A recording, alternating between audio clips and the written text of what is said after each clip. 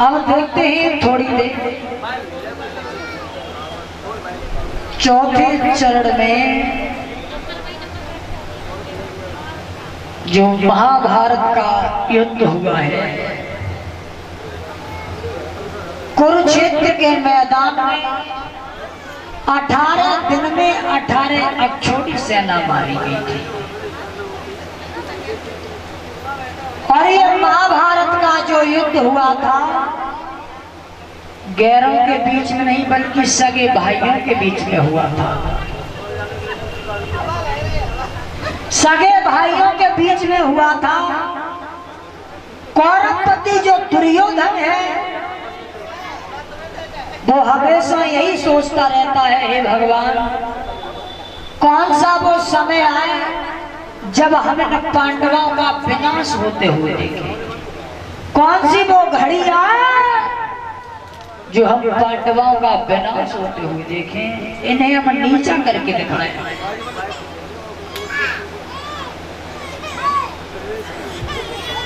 जिस समय महाभारत का युद्ध हुआ था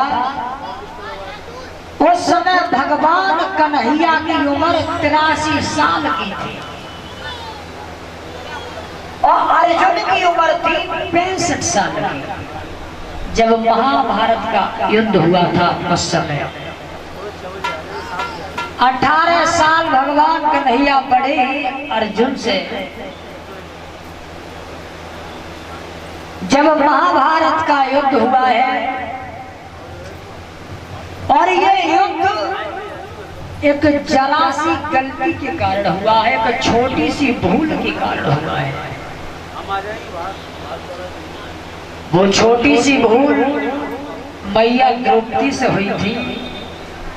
कौरवपति दुर्योधन जब पांडवों के महल देखने के लिए आया था, पांचाली द्रौपदी जिस समय अपने महलों में खड़ी हुई या झरोकों से जिस समय निहार रही है तो क्या देखा है, थल समझ करके कौरवपति दुर्योधन जब जल में गिरा है तो पांचाली द्रौपदी ने घमंड भरा शब्द कहा था। एक समय की बात है जो विश्वकर्मा के द्वारा महल बनवाए गए थे, पांडवों के महला में वो कारागरी थी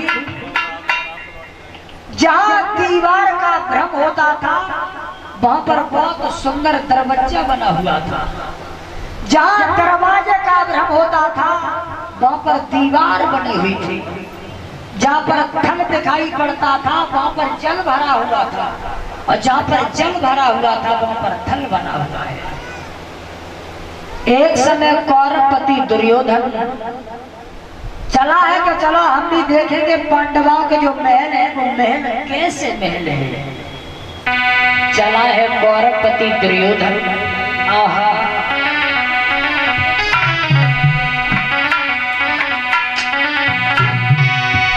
तो चल भाओ कौरव राज और खुशी के साथ देर लगाई और पांडव सुतन के महल में जब पहुंच गए।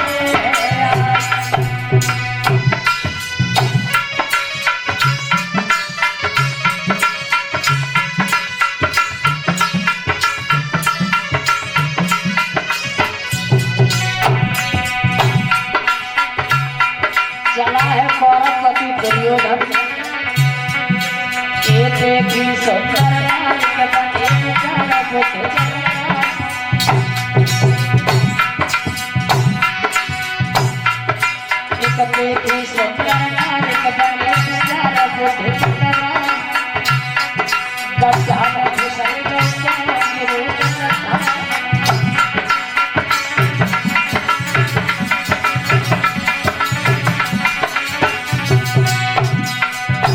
कौरवपति दुर्योधन को होश ही नहीं रहा है।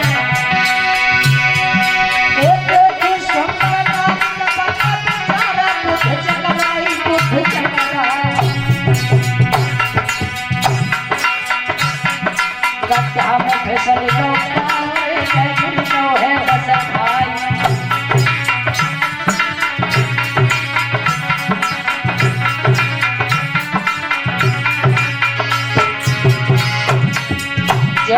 दुर्योधन कह रहा है तब है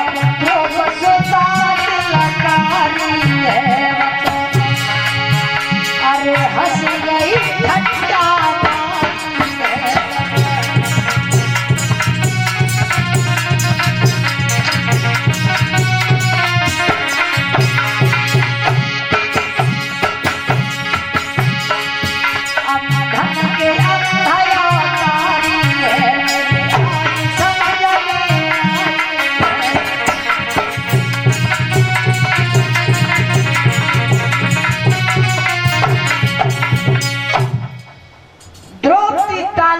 करके हंसने लगी है। जवाब दिया है बाजीराव आज दिन तक तो हमने ये सुना था कि अंधे के अंधा पैदा होते मगर आज हमने स्वयं अपनी आंखों से देख लिया कि सचमुच अंधे के अंधे ही पैदा होते। हमें यही नहीं दिखाई पड़ रहा है ये जल है या थल है।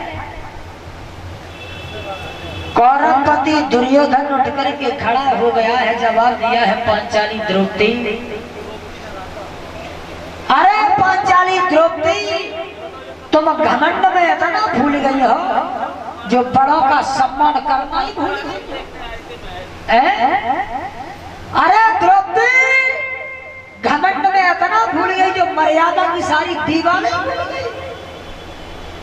तुझे नहीं मालूम है द्रौपदी जिन्हें तू अंधा बता रही है परिवार के रिश्ता में हमारे पिता तेरे ससुर लगते हैं और जिन्हें तू अंधे का लाल कह रही है तो हम भी तेरा जेठ लगता हूँ जेठ। लेकिन द्रौपदी तूने हमारा अपमान किया है तो हम भी तेरा सम्मान नहीं करेंगे। उठ करके खड़ा हो गया है दुर्योधन।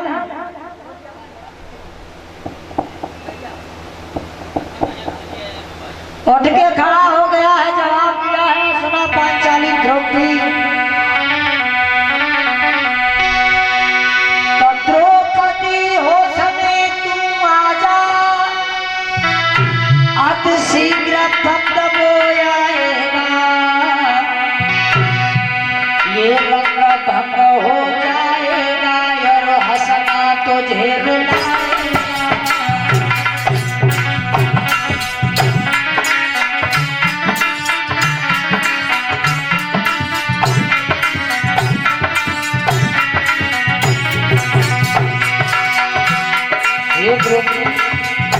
जो तू हमारा अपमान कर रही है हम भी तेरा सम्मान करेंगे। अब तेरी हंसी में जाना ही है आठा पहरा मेरा तो सबको सब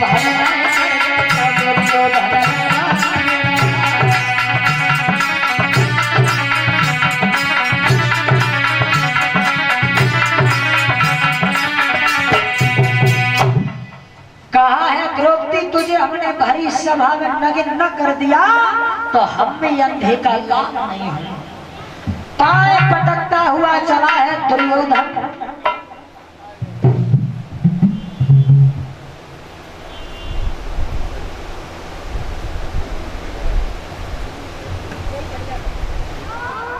तो मैं भी अंधे का लाल नहीं हूं।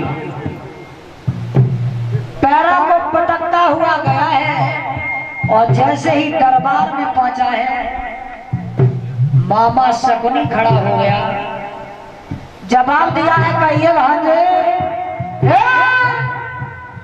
जब आप इधर से गए तो बड़े ही खुश नजर आ रहे थे मगर आप जब उधर से आए हो तो ये फूल जैसा चेहरा मुरझाया हुआ क्यों है? कोई बात है? क्या है दुर्योधन? क्या पांडवों ने कुछ कह दिया? क्या पांडवों ने कुछ कह दिया है? जवाब दिया है भाई सच बात यह है कि पांचाली द्रौपदी ने हमारा अपमान किया है। पांडवों ने नहीं कुछ कहा है भैया। पांचाली द्रौपदी ने जो हमारा अपमान किया है सुख की नींद हम नहीं सोएंगे जब तक हम पांचाली से अपना बदला नहीं लेंगे। ठाकुर जी ले आओ, ठाकुर जी अंत में हुआ ये, मामा शकुनी ने जवाब दिया है, भांजे पागल हो गए हो क्या? अरे पांचाली के द्वारा तुम्हें यदि कोई ठोस पहुंची है,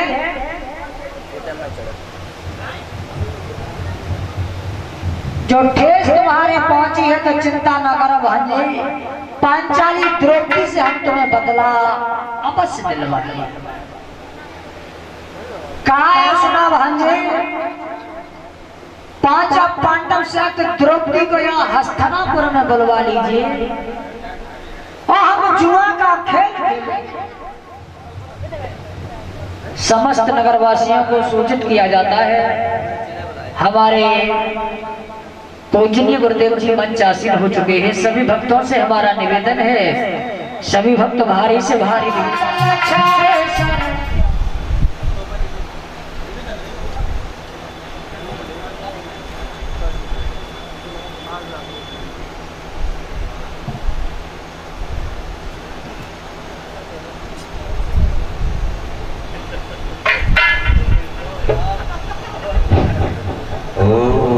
चंदन स्मृत गुणम पवित्रम पापनाशनम आपदाम हरते नित्य लक्ष्मी तिष्ठते सर्वदा।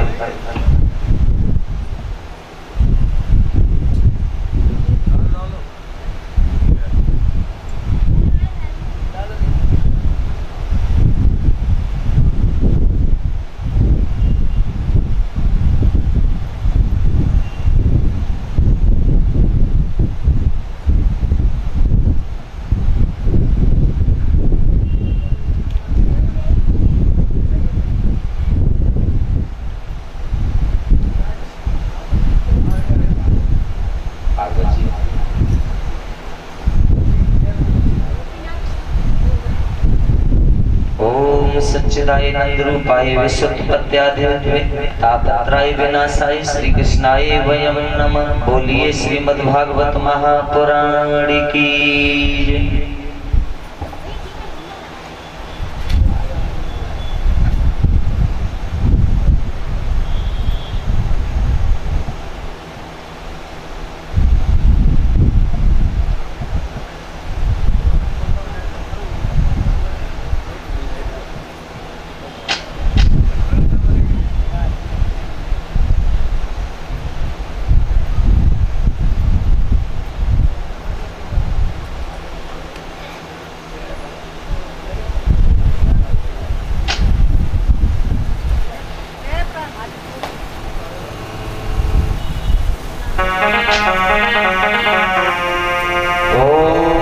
सच्चिदानंद रूपाय विशुद्धपत्यादिहेतुमेव तापत्रय विनाशाय श्री कृष्णाय वयं नमः।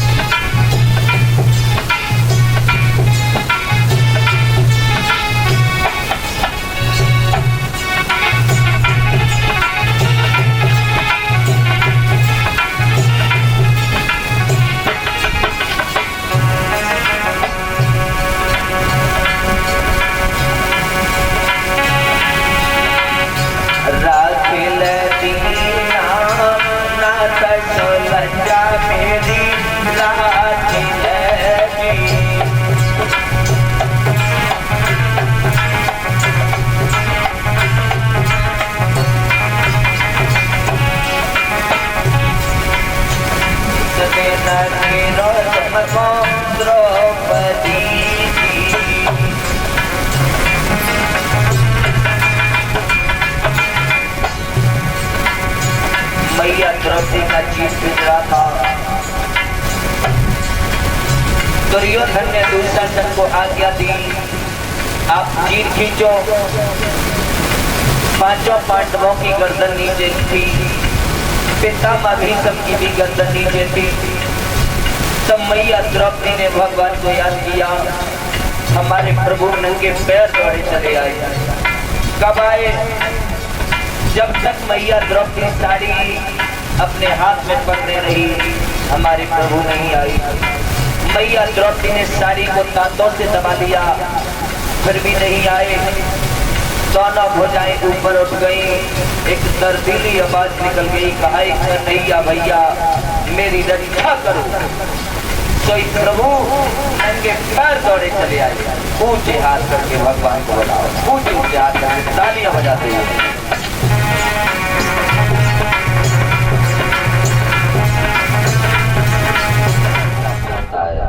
और सुनने का भी अवसर प्राप्त होता है, थोड़े बहुत पाप कम हो जाएं तब। बहुत अच्छी बात है। पता नहीं कब से आपने सोचा होगा कि मैं श्रीमद् भागवत कर पाऊंगा, लेकिन क्या अंधे के अंधाई होते हैं। इतना भी तो कह सकती थी कि देवर जी जरा संभाल के चलो। अगर द्रौपदी इतना कह देती कि देवर जी थोड़ा संभाल के चलो, तो हो सकता है कि ये विश्व युद्ध महाभारत नहीं होता। 18 दिन में 18 छोड़ी सेना मारी गई थी। ये महारानी द्रौपदी की देन है। एक विद्वान तो ये कहता है इसलिए ये महाभारत हो गया। और जब स्त्री बोलेगी तो ऐसा बोलेगी कि राइफल की गोली भी कम पड़ जाएगी। बताया तो ये गया है कि इनके ओठों पर तो अमृत होता है, लेकिन जिब्या पर जहर होता है। भक्तों, और आपने महाभारत की तो छोड़ो, एक बात बताएं। देखो रामायण पूरी हो गई, स्त्री पे हो गई। अगर सुपर खाना आती भगवान श्री राम के पास मेरे साथ शादी कर लो, तो इन्हें सीता हरण होता, नहीं ये मरण होता। पूरी रामायण लिख गई, पूरा महाभारत हो गया, और बेला के गोने में सबका विनाश हो गया। भक्तों, आज भी आप लोगों ने देखा होगा, दो बच्चों में झगड़ा हो जाए, पड़ोस वाली दीदी का बच्चा हो, इधर दूसरी बहन का बच्चा हो, अगर दो बच्चों में झगड़ा हो गया, उसी दिन से गांधारी ने भी अपनी आंखों से पट्टी बांध ली थी कि मेरे पिया को नहीं दिखाई देता, हम भी इस संसार को नहीं देखेंगे। तो ये गांधारी के साथ विवाद धृतराष्ट्र का समय व्यतीत हुआ। माताओं बहनों, एक समय की बात, धृतराष्ट्र को ये पता चला हमारी पत्नी तो पहले से शादीशुदा है, विधवा है, हमारे ससुर साहब सालों ने अच्छा नहीं किया। तो उन्हें क्रोध आ गया। धृतराष्ट्र ने अपने 100 साले और अपने ससुर साहब को बंदी बना के हस्तिनापुर के कारागृह में डाल दिया, और ये कहा है आपको एक मुट्ठी अनाज मिलेगा। अब ये बताओ, एक मुट्ठी अनाज, अब 100 लड़का पिता भी संग, तो एक एक दानों पड़े है तो सबको मरना होगा। तो गांधार नरेश ने सोचा हमारा सबसे बेटा छोटा सपनी बहुत होशियार है, ये अनाज उसे दिया जाए, ये वो अनाज खाएगा, जिंदा रहेगा, और मेरा बदला अवश्य लेगा।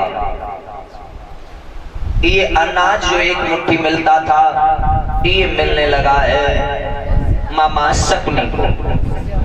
पिता मर गए, 99 भाई मर गए। पिता ने ये भी कहा था कि बेटा जब मैं मर जाऊं तब आप ऐसा करना, हमारी हड्डियों के आप सार फांसे बनाना। जब आप सार फांसे खेलोगे, आप कहोगे 6 तो 6 आएंगे, आप कहोगे 4 तो 4 आएंगे।